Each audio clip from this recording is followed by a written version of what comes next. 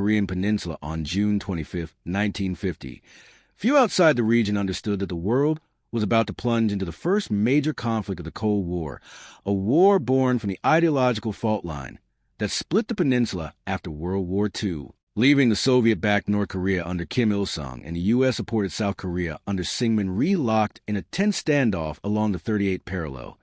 And in the early hours of that fateful morning, North Korean artillery unleashed a sudden, thunderous barrage across the border, followed by waves of Soviet-made T-34 tanks and tens of thousands of infantry soldiers pouring south with ruthless speed,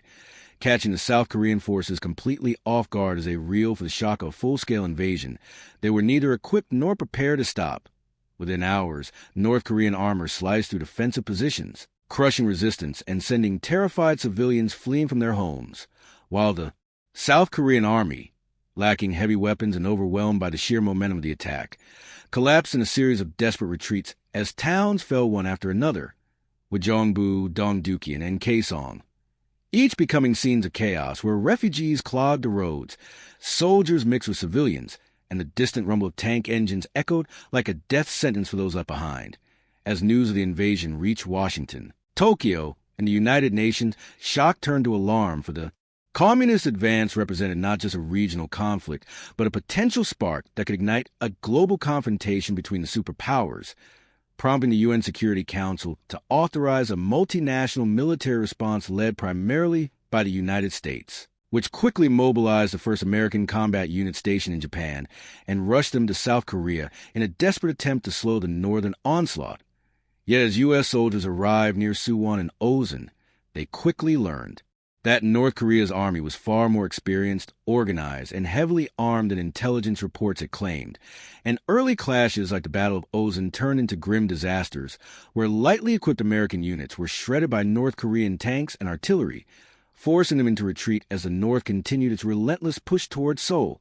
capturing the capital just 3 days after the invasion began. And so the war that shocked the world erupted into full fury as the communist offensive rolled southward, driving U.S. and South Korean forces into an increasingly narrow pocket of land around the city of Busan,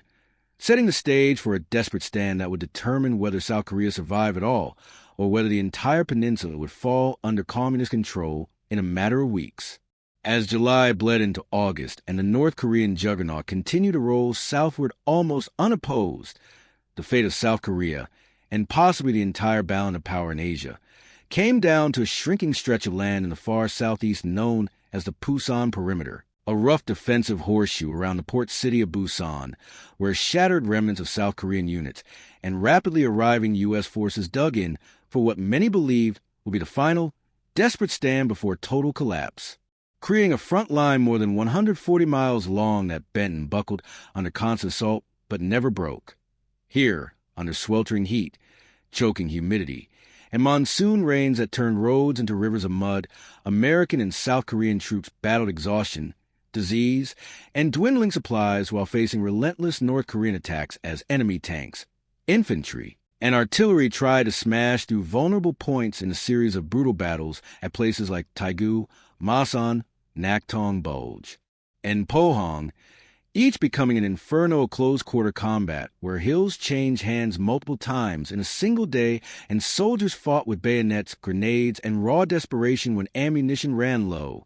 The North Koreans, believing victory was inevitable, threw everything they had into overwhelming the perimeter, but UN forces, reinforced by American Marines, fresh Army divisions, and increasingly coordinated South Korean units, held firm through a combination of stubborn defense, superior logistics, air support, and sheer willpower, while U.S. aircraft dominated the skies, strafing convoys, bombing bridges, and targeting North Korean supply lines stretching hundreds of miles to the north, gradually strangling the invaders' ability to sustain their momentum. Meanwhile, General Douglas MacArthur, commanding the UN response, studied the map from his Tokyo headquarters and realized that holding the Pusan perimeter was only half the battle.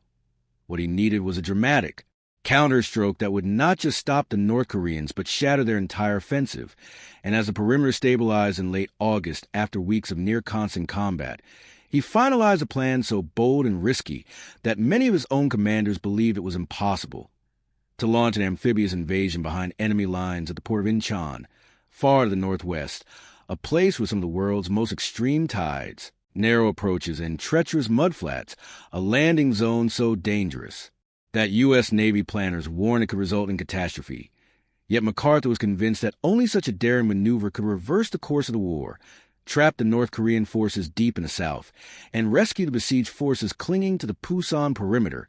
setting the stage for one of the most dramatic and unexpected military operations of the entire 20th century, a gamble that would either save Korea or plunge the UN effort into disaster. On September 15, 1950, as dawn broke over the Yellow Sea and the tides, among the most unpredictable and dangerous in the world, began to recede to expose miles of glistening mudflats, the UN amphibious armada commanded by General Douglas MacArthur launched one of the boldest and most audacious military operations ever attempted, the Incheon landing, a high-risk gamble that aimed to strike deep behind North Korean lines and sever their supply routes while the bulk of their army remained locked. In furious combat against U.S. and South Korean forces at the Pusan perimeter, and as waves of amphibious assault craft churned through narrow channels between fortified islands, American Marines braced for a landing that naval officers had called madness due to the towering sea walls, limited beaches, and near-vertical tides that could leave entire landing forces stranded and massacred if the timing slipped by even an hour. Yet MacArthur's gamble paid off as U.S. naval guns unleashed a deafening bombardment on Wulmidu Island, blasting North Korean defenses into smoking rubble before Marines charged ashore and stormed the island in a fierce, close-quarters battle that lasted mere hours but opened the gateway to the port city of Incheon. As the second and third waves landed, a thunderstorm of naval artillery, air strikes, and Marine firepower smashed North Korean positions that had never expected an attack in such an impossible location, and within hours, UN forces had secured the beaches and begun pushing inland, overrunning stunned North Korean garrisons and seizing key roads leading toward Seoul, while supply ships poured into the newly captured port, offloading tanks, artillery, ammunition, and tens of thousands of troops who now poured through the breach in the North Korean lines like water through a shattered dam. Meanwhile, 150 miles to the southeast, the North Korean army abruptly found itself trapped between two massive UN forces, the newly landed troops racing toward Seoul from the west and the battered but still fighting defenders of the Pusan perimeter who surged forward in a coordinated breakout, transforming the battlefield into a chaotic collapse as North Korean supply lines disintegrated. Bridges were blown, commanders panicked, and entire units fled in disarray under constant strafing from U.S. aircraft, with many soldiers starving, exhausted, and now cut off from reinforcements or retreat. The psychological shock of the Incheon landing was immediate and devastating, for within days UN forces recaptured Seoul after bitter street fighting, severing the North Korean army from its logistical backbone and leaving tens of thousands of northern troops stranded deep in enemy territory, forced to abandon their heavy weapons and flee north on foot through mountains, rice paddies, and ravines while UN forces pursued relentlessly, turning the once dominant North Korean offensive into a cascading rout that reversed the entire course of the war in less than 3 weeks. And so, what began as a desperate struggle for survival at the Pusan perimeter transformed seemingly overnight into a sweeping UN counteroffensive that pushed the North Koreans back across the 38th parallel and set the stage for an even more dramatic and dangerous chapter, one that would draw on the most populous nation on Earth and ignite a whole new phase of the war. By October 1950, as UN forces surged triumphantly across the 38th parallel and marched toward the Yalu River, the border between North Korea and China, there was a sense among many American commanders that victory was inevitable and the war would soon be over. But beneath the cold mountain winds of Manchuria, a massive and shadowy force was already on the move from Mao Zedong, alarmed by the rapid collapse of North Korea and unwilling to allow a U.S.-backed army to reach China's doorstep, ordered the People's Volunteer Army to secretly cross into Korea under the cover of night, marching through rugged mountains, freezing rivers, and treacherous passes without headlights, radios, or mechanized transport, relying instead on sheer endurance, discipline, and the belief that defending China's frontier was a matter of national survival. And so, on the night of October 25th, in terrain where UN troops believed only small scattered enemy remnants remained, entire Chinese divisions erupted from the darkness like ghosts, striking isolated South Korean and American units with terrifying speed, overwhelming patrols, cutting supply lines, and then vanishing back into mountains before dawn, a pattern of sudden ambushes and disappearances that left UN commanders confused, uncertain whether they were facing a small force or a massive hidden army. But by late November, the truth emerged with brutal clarity as hundreds of thousands of Chinese soldiers launched a full-scale offensive, descending upon UN forces in the freezing cold of Korean winter in human wave assaults supported by bugles, drums, and the echoing cries of charging infantry, catching MacArthur's overstretched troops completely off guard as they advanced deep into snow-covered valleys and mountain passes, without realizing they had walked into the jaws of colossal encirclement. In the chosen reservoir region, U.S. Marines found themselves surrounded by tens of thousands of Chinese troops temperatures plunging to minus 30 degrees Celsius, fighting not only a relentless enemy, but frostbite that turned rifles brittle and froze blood to clothing. Yet they carved their way out in one of the most heroic fighting withdrawals in military history, bringing out their wounded, their dead, and their equipment despite impossible odds, while farther west, entire UN divisions collapsed under the overwhelming Chinese assault and began a massive retreat southward, transforming what had seemed like the final march to victory into a desperate struggle for survival as roads clogged with refugees, abandoned vehicles, and shattered units trying to escape the encircling tide of Chinese forces.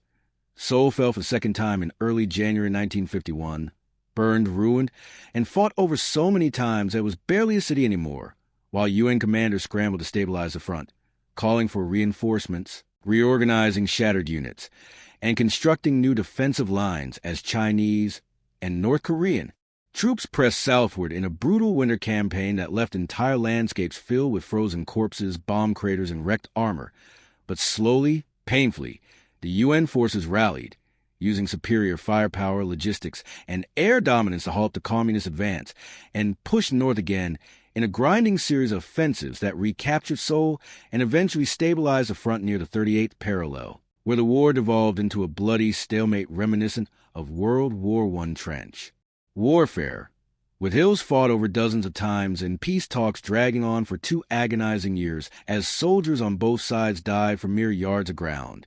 And when the Korean War finally ended on July 27, 1953, after millions of casualties, shattered cities, and unimaginable suffering, the peninsula remained divided almost exactly where it had begun, a border frozen in time by blood and sacrifice, leaving the world to realize that this was not just a war for territory, but the first violent collision of the Cold War, a brutal reminder that the battles of the 20th century were no longer confined to nations alone, but to ideologies, superpowers, and the global struggle for control that would define the decades to come.